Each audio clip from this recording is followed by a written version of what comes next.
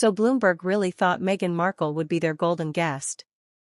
Big name, royalty ties, global recognition seemed like a no-brainer.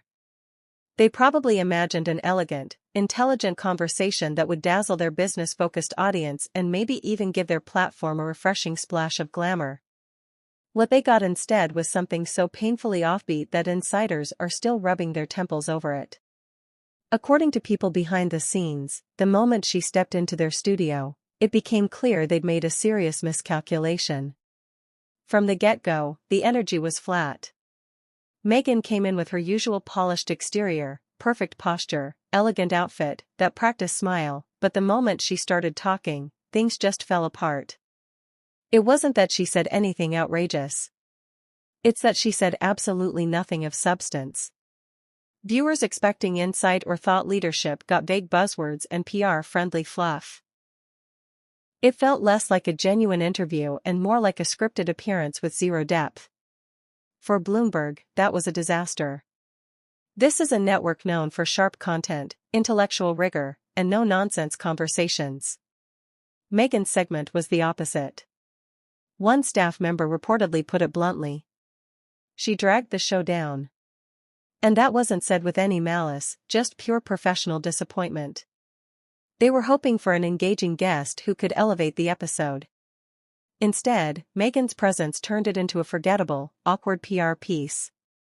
And when you're Bloomberg, a platform that hosts CEOs, heads of state, and brilliant minds from around the world, that kind of flop doesn't just sting, it tarnishes the brand.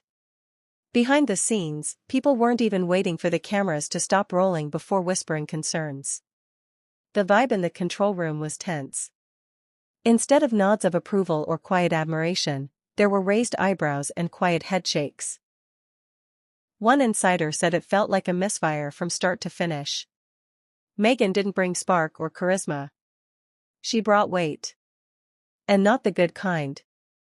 It was the weight of forced answers, calculated expressions, and surface-level sound bites. No rawness, no sincerity, just a familiar routine that's starting to wear thin. But it's not just the Bloomberg team that noticed. Viewers were quick to chime in, too. Social media lit up with confusion and indifference. Why was she even there? One viewer tweeted. Another said the interview felt like a beauty pageant contestant answering deep questions with a Miss Congeniality filter. And let's be real, when your audience walks away talking about how robotic and uninteresting your star guest was, that's not just a miss, that's a red flag. Bloomberg didn't get the spike in ratings they were expecting, either. The data apparently was underwhelming.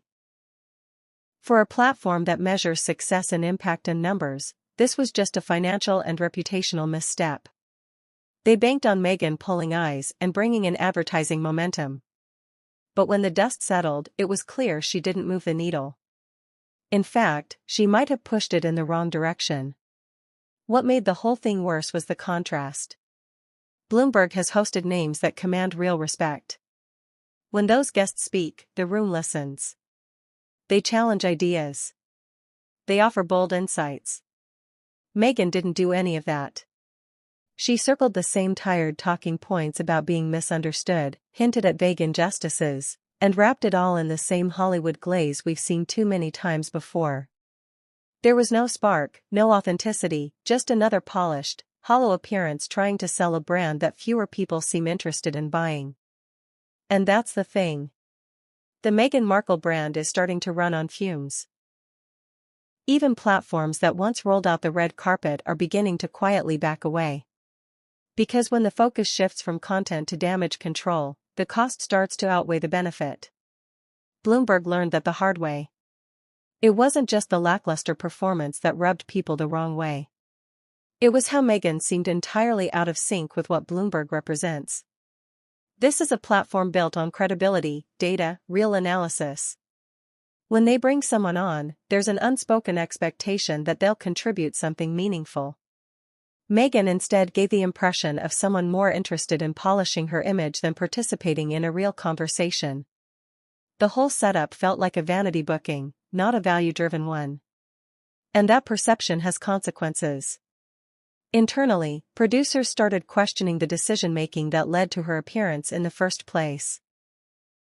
Several staffers reportedly said that red flags had been raised early on, but the booking moved forward anyway because of her star power. The assumption was that Meghan's name alone would be enough. But it turns out name recognition without substance just doesn't cut it anymore, especially not in a space as demanding as Bloomberg's.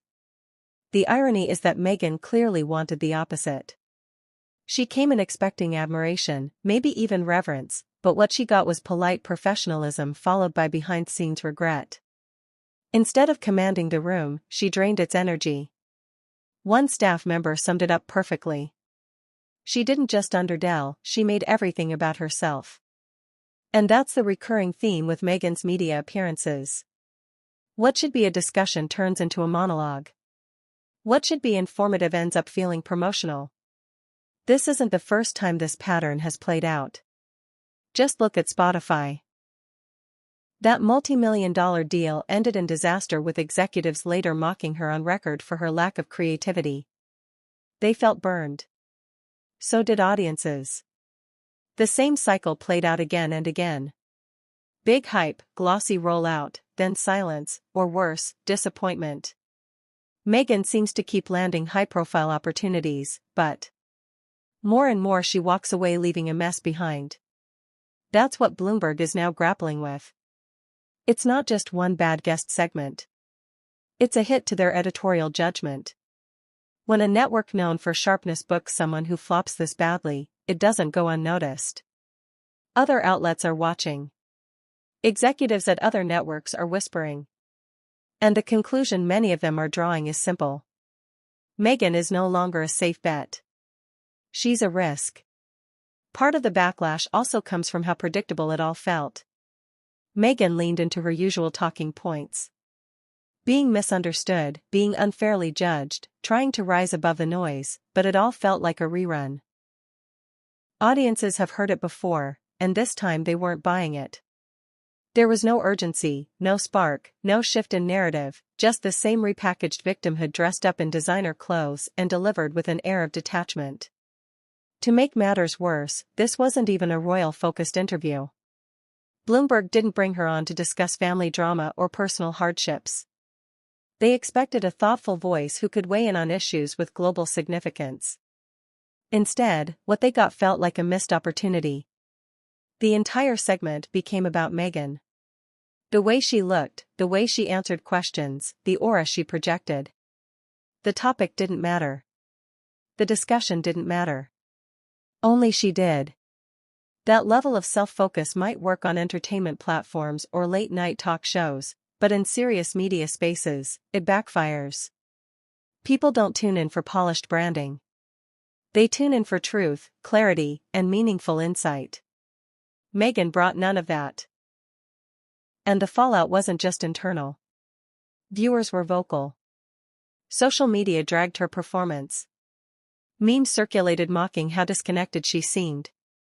The collective reaction wasn't anger. It was boredom. And in the world of media, that's worse. What really sealed the damage was the silence that followed. Bloomberg didn't issue a statement, didn't defend the segment, didn't attempt any kind of PR recovery, and that silence said more than any press release ever could. Insiders began leaking details, confirming what the public had already sensed, that the network viewed the entire experience as a mistake and not just a one-off mistake, but a reputational blemish that highlighted a deeper issue. Meghan Markle is no longer adding value to the spaces she enters. This moment didn't happen in a vacuum. It added to a growing list of platforms left underwhelmed after working with her. From Oprah to Spotify to Netflix, the pattern is hard to ignore. Big launch, huge expectations, carefully curated branding, then a slow unraveling that ends with audiences tuning out. It's not even controversial anymore. It's just expected. And that's where the real danger lies. When someone's brand becomes synonymous with underdog, people stop watching and networks stop calling. What made the Bloomberg fallout sting even harder was how public it became. Media critics picked it up. Analysts began breaking it down. Even rival platforms used it as a cautionary tale. Meghan didn't just lose credibility with one outlet. She lost credibility with an entire tier of media. Bloomberg is no gossip blog. It's a serious, globally respected institution. If they're regretting giving her a seat at the table, that sends a loud message across the industry. And then there's the financial side. These aren't charity bookings. Networks invest in guests like Meghan expecting a return. Bigger audience, stronger engagement, more ad dollars. None of that materialized. The buzz was dead on arrival. Clips from the interview barely made a dent online. Viewers didn't share it. Critics didn't praise it. The data was flat. And in a media landscape driven by analytics, flat as failure. Behind the scenes, producers started taking stock, not just of the segment, but of Meghan herself. One person close to the situation reportedly said, "We thought we were getting a cultural icon. What we got was a walking press release." That line summed it up perfectly. Meghan didn't walk into Bloomberg ready to engage.